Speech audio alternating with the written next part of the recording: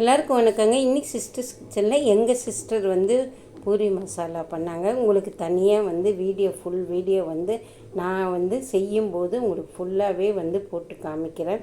இப்போ இதில் இருக்கிறத அப்படியே பார்த்துக்கங்க. 2 தக்காளி, 2 வெங்காயம் பொடியாக கட் பண்ணி வச்சுக்கோங்க. ஒரு 5 பச்சை மிளகாய் கீரி வச்சுக்கோங்க. கருவேப்பிலை கொத்தமல்லி பொடியாக அரிஞ்சு வச்சுக்கோங்க.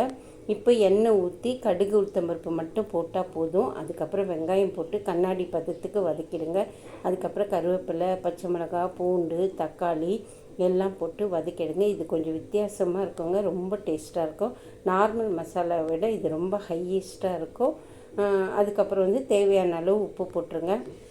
1 ஸ்பூன் மிளகாத்தூள் போட்டால் போதும். ஏன்னா ஒரு சில பச்சை மிளகாயில் சுத்தமாக காரம் இல்லை. இது பாருங்கள், ஒரு 5 பச்சை மிளகாய் போட்டு கூட காரம் இல்லைங்க. அதனால் நீங்கள் தேவையான அளவு காரம் பார்த்து டிவைட் பண்ணி போட்டுக்கோங்க. உப்பு 1/2 ஸ்பூன் கல் உப்பு சேர்த்தாச்சு. இப்போது உருளைக்கிழங்க நல்லா 3 விசில் விட்டு நல்லா மசிச்சு வச்சுக்கணும். நல்லா குழையவே வேக வச்சுக்கோங்க உருளைக்கிழங்க. ஏன்னா நமக்கு ஒரு குழம்பு போல் கிடைக்கும், நமக்கு நிறையவும் கிடைக்கும். கெஸ்ட்டு வந்துட்டா இந்த மாதிரி நம்ம செஞ்சோம்னா நல்லா குழம்பாக நல்லாயிருக்கும். மசாலாவும் ரொம்ப டேஸ்ட்டாக இருக்கும். இதில் உடச்ச கடலை 1 ஸ்பூன் அளவுக்கு நல்லா தண்ணி ஊற்றி நைஸாக அரைச்சி இதோடு சேர்த்துருங்க. ரொம்ப ரொம்ப டேஸ்ட்டாக இருக்கும், வித்தியாசமாக இருக்கும். இதே மாதிரி நீங்கள் ஒரு தடவை செஞ்சிங்கன்னா கண்டிப்பாக இதே மாதிரி நீங்கள் செஞ்சு தான் சாப்பிடுவீங்க.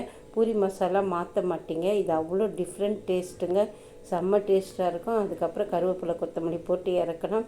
செம்ம சூப்பராக இருக்கும். சப்பாத்திக்கு தோசைக்கெல்லாம் அருமையாக இருக்கும். நார்மல் மசாலாவோட இது ரொம்ப நல்லாயிருக்கும். இந்த மாதிரி தக்காளி சேர்த்து மிளகாத்தூள் சேர்த்து பண்ணும்போது ரொம்ப ஈஸ்டாக இருக்கும். இப்போ பூரி செஞ்சாச்சு, மசாலாவும் வச்சாச்சு.